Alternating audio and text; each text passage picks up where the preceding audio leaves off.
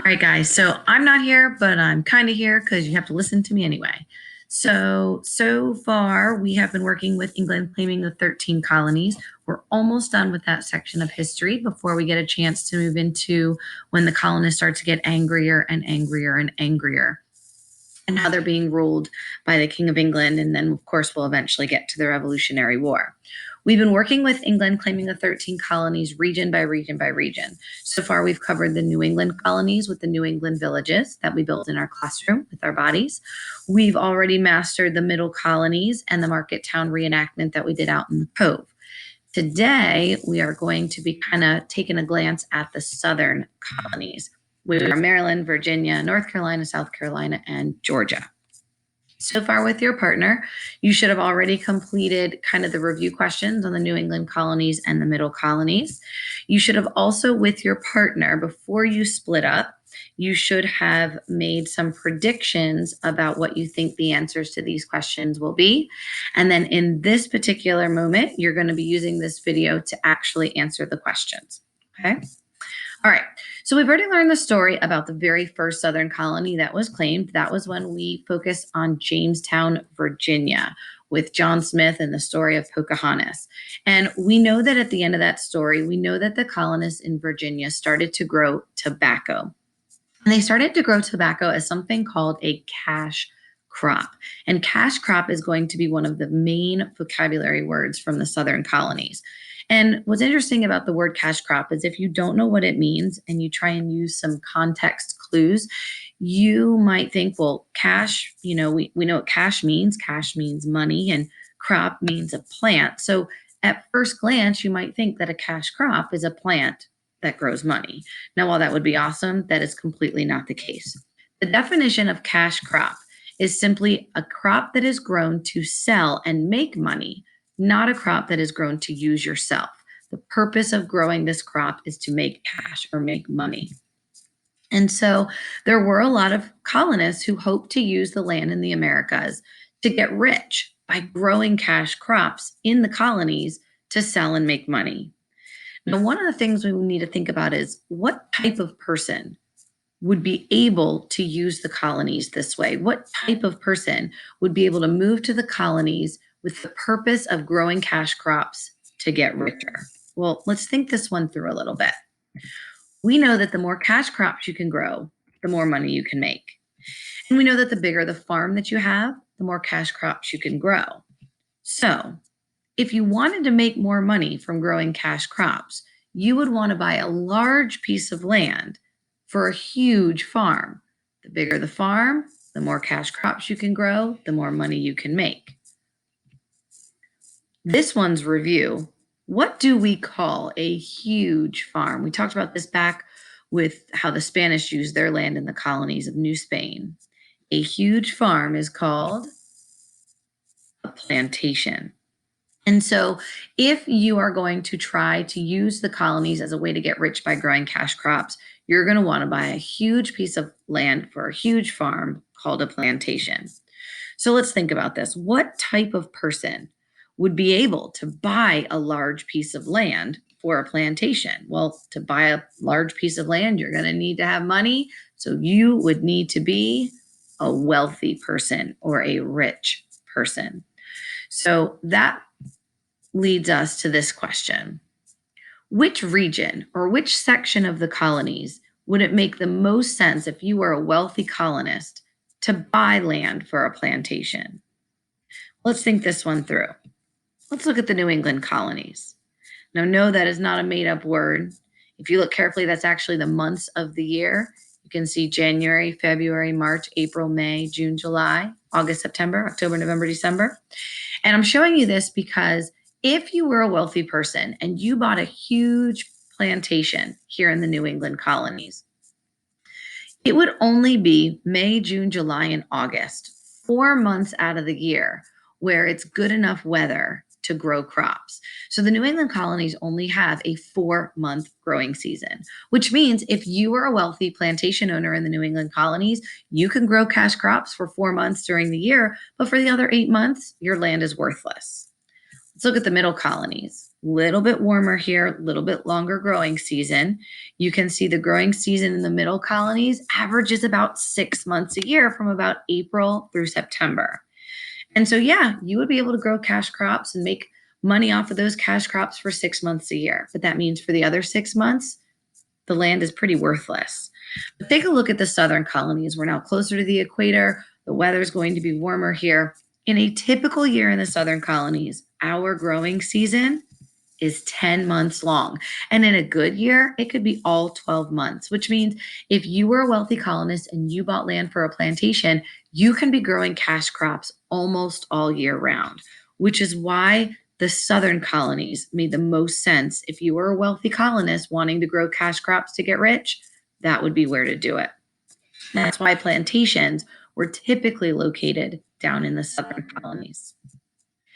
So Virginia became a successful colony once they learned how to grow the cash crop tobacco. And so what ended up happening was the King of England said, "Oh my gosh, I am making all this money from colonists growing the cash crop of tobacco in Virginia. If I had more land to grow more tobacco, I can make more money." And so that's when the King of England decided to start another colony nearby, claim more land, basically to grow more tobacco. And that's essentially why Maryland became a colony. It gave the King of England more land to have colonists growing the cash crop tobacco. So now we have Virginia and Maryland, are both colonies in the southern colonies, both successfully growing the cash crop of tobacco. And in 1663, the King of England, at the time was King Charles II, that's the same king that was BFFs with Admiral William Penn during the Pennsylvania story, he decided, look, if we can start another colony, we would have even more space to grow cash crops. And so, believe it or not, he ended up starting another colony, and this colony was ginormous.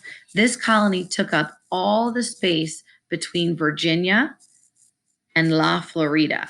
What is now North Carolina, South Carolina, and Georgia was once all one colony. And he decided to name that colony Carolina. And, we know a lot of these names of these colonies are pretty interesting and pretty creative. We know that Virginia was named after the queen herself, the Virgin Queen. And we know eventually Georgia will be named after King George. So think for a minute. King Charles II, he ended up naming this colony Carolina. And he absolutely named this colony after someone he loved. It was not a wife. It was not a daughter. He actually named Carolina after himself because in Latin, Charles is pronounced Caroline. And so he named Carolina after himself. Shocking, right? So now that they have Carolina as a colony, they need to find a cash crop to grow in Carolina. Well, obviously, if you're thinking, what cash crop do you think they would try to grow first?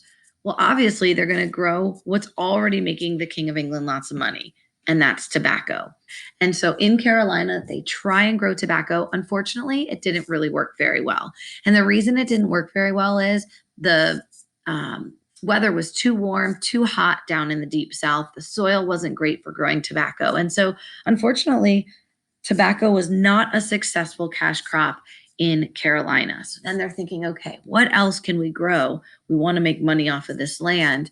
The next thing that they try and grow silk. Well, that totally failed too. The main reason that silk failed is they realized you don't grow silk. Silk is actually the byproduct. It's actually pooped out in little threads by worms called silkworms. So that didn't work out. They also tried to grow grapes. We talked back with the Vikings. Grapes are great for making wine. Unfortunately, grapes prefer cooler temperatures, and the weather and the soil down in the deep south was not a really good place for growing grapes. And then they tried to grow cotton. Unfortunately, cotton didn't work either. Now, here's the interesting thing. The weather and the soil in Carolina in the deep south was perfect for growing cotton. It grew brilliantly. But unfortunately, they figured out cotton did not make sense to grow as a cash crop. And here's why. This is how cotton grows. And if you can see inside this picture, all these little dark things are these sharp, sticky seeds.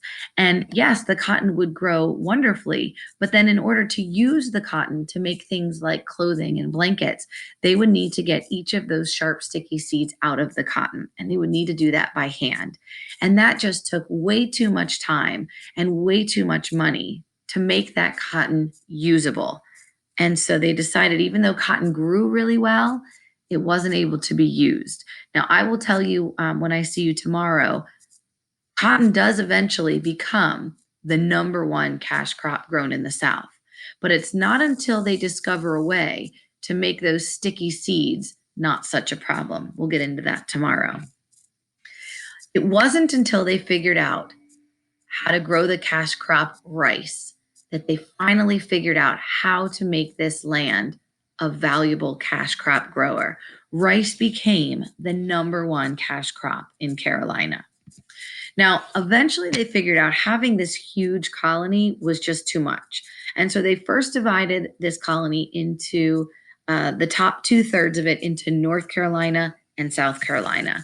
And then eventually they added the bottom third of Georgia in 1733, named after King George II. And in this area, the main cash crop was rice. But there was another cash crop down in the South that was grown often as well.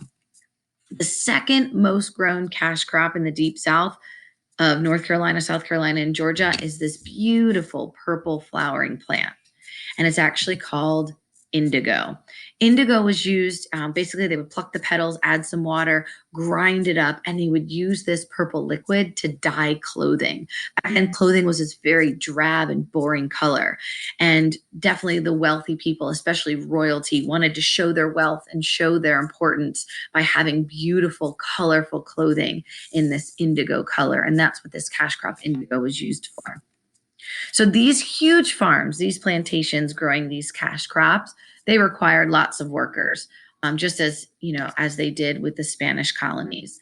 And who do you think the colonists used to do the work on the plantations? You got it. They ended up using slaves from Africa, just as we talked about the Spanish did. So when we're talking about the main cash crops grown in the southern colonies, up in Maryland and Virginia, definitely tobacco. Down in what's called the deep South, North Carolina, South Carolina, and Georgia, tobacco didn't grow very well. They eventually learned how to grow rice and indigo. At this point, guys, you should have been able to get the answers from this video for all of these questions. If you didn't, feel free to rewind, go back, do whatever you need to do. If you are totally 100% finished, what I would love for you to do is spend the remaining time after you turn this paper in, make sure your name's on it and your partner's name, spend the remaining time either reading your own personal independent reading book, or feel free to dig back into the social studies textbook and kind of take a peek ahead at where we're going to be going next. I can't wait to see you guys tomorrow.